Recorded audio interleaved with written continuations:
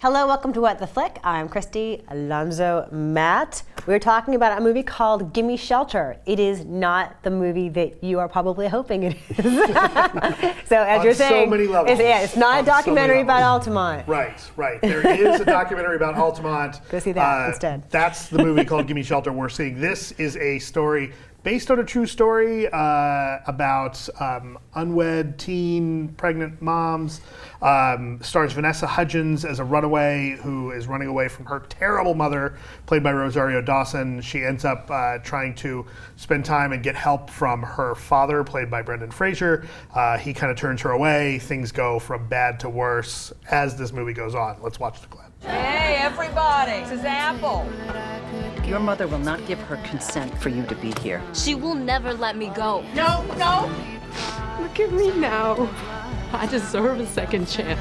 So this movie is batshit crazy. This movie is like right-wing, pro-life propaganda crazy. Among other things, yeah. It's that point on the Venn diagram where like Kirk Cameron Bible-thumping propaganda meets teen star looking to prove herself as adult actress in the worst way of both things. And I'm sure it's the kind of movie where I think, well, but it's a true story. But is But it? that does, even if it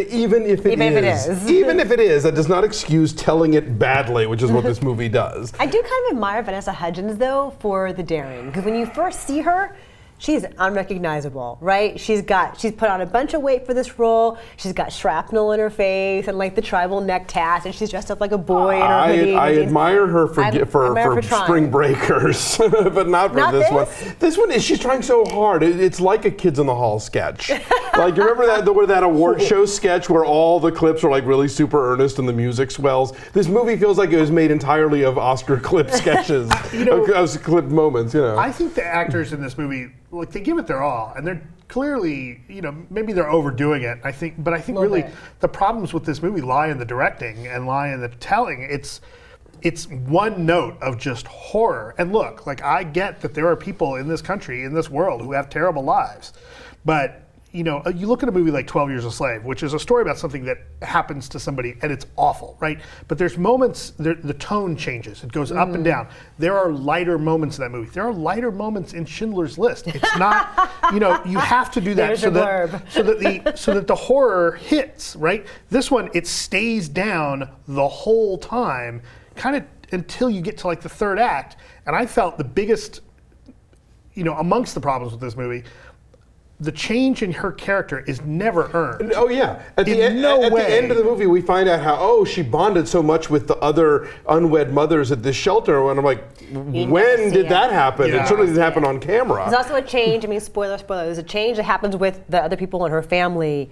That is totally a total 180. out of nowhere, like a totally different movie all of a sudden is occurring. Yeah. And shocking. Yeah, it's like, we got to end this movie, make everybody nice now. Right. It's bizarre. And clean. Yeah. Where did she get sundresses from and shampoo? Well, and then you've got Rosario Dawson, bless her heart, one of my favorite actresses working right now.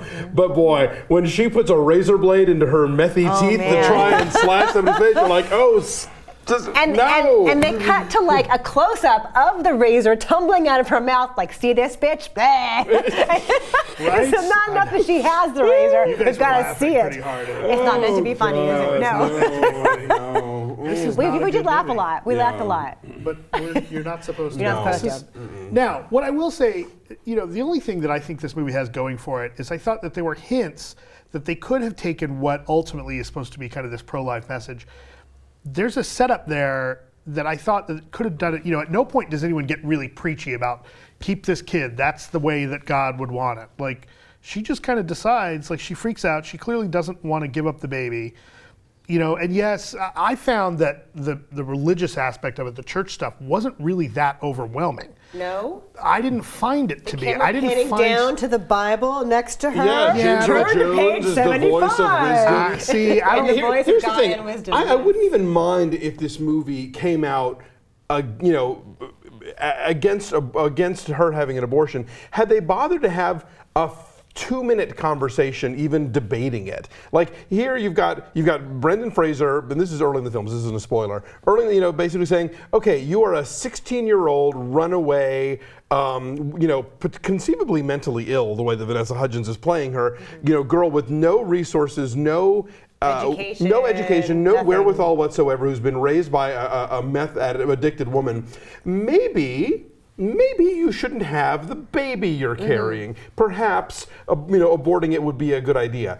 And okay, if the movie wants to say it's not a good idea, fine, then have that conversation, have some kind of thing. But no, it's just like she freaks out, leaves the clinic, bam, that's it. I think part of the problem with this movie is that Hudgens' character, as the main character, doesn't ever take charge of herself. Like it's only until that last moment that she finally makes a decision that you see that she's kind of doing something that she wants to do.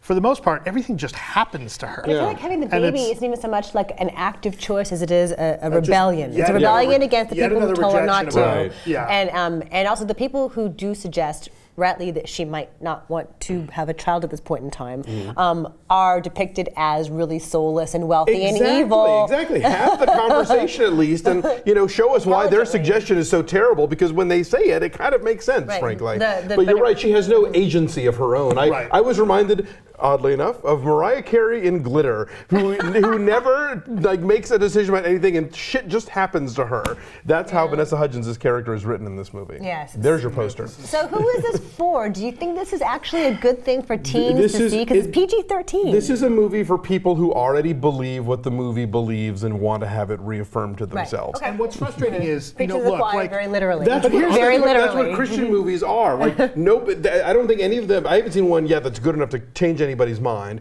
They exist to make people who already believe what the movie is preaching to feel satisfied that they are having it repeated back to them. Rather than being challenged. Being in an echo chamber. But that sucks, right? Because you could make a movie with messages that agree with a certain philosophy and make a good movie. But I think that there's this, you hear about filmmakers who do these movies that are aimed at a right-wing audience. And when critics or whoever else complains about them, it's like, oh, well, it's the politics. With the liberal no, media, actually, it's because your movie sucks, right? Yeah. It's as if it's insulting to that audience. I will absolutely admit, and I think we can all agree, that there is an underserved audience in this country of people who have a certain belief system that maybe big Hollywood movies aren't necessarily appealing to, right? These message movies. Somebody could make, this is one of those movies. And like so many of these movies, this one is incompetently made. As if to say, that audience, as long as you get the theme right, they don't need quality. And that sucks. No, I agree. It is insulting. I mean, I've seen movies that are insulting even to the people that they're supposed to be accommodating, frankly. And yeah, I mean, if you look back on the history of film, there are filmmakers who are men of faith or women of faith and who imbue that in their film, and they make lovely works of art. And they may be about, I think, a religious viewpoint that I don't agree with, but I could admire it as a piece of art. And these films are just about the message, and they don't care about anything else. So that they're just these really clunky, badly directed, badly acted, badly written things. But as long as they, come in with Jesus in the final quarter, or make a movie out of Atlas Shrugged, and because it's Ayn Rand, okay, fine. People go see it because it's Atlas Shrugged. Doesn't matter if the movie sucks. You want to see a good movie about objectivism? Go see The Incredibles. That's the movie. No, but seriously, that's the movie that gets it right. I've read Atlas Shrugged twice. I don't agree with her politics, but damn, she writes a page turner. And you could make those books into that book into some fun, cheesy movies, and they turned them into really cheap, cheesy movies instead. The Lord of the Rings has Christian allegory all over it, right? And that works, and that's a good movie. Yeah, the first Narnia movie. The Narnia movies, yes. The Lion is totally the Christ figure. Yes. Which are your numbers? Our numbers are very low. You'll be shocked to learn. Go Alonso Duralde. 2. Go Matt Atchity. I'm dropping a deuce, 2. I give it a 3 because I really admire Vanessa Hudgens trying to do, between this and Spring Breakers, trying to break out of that Disney-fied mold that made her. So our average is a 2.3. It is at 17% on the tomato. If you want to see Vanessa Hudgens break away from High School Musical, see Spring Breakers and go see a movie called Band Slam that nobody saw when it was in theaters. She's very funny in it. Okay. Don't see this.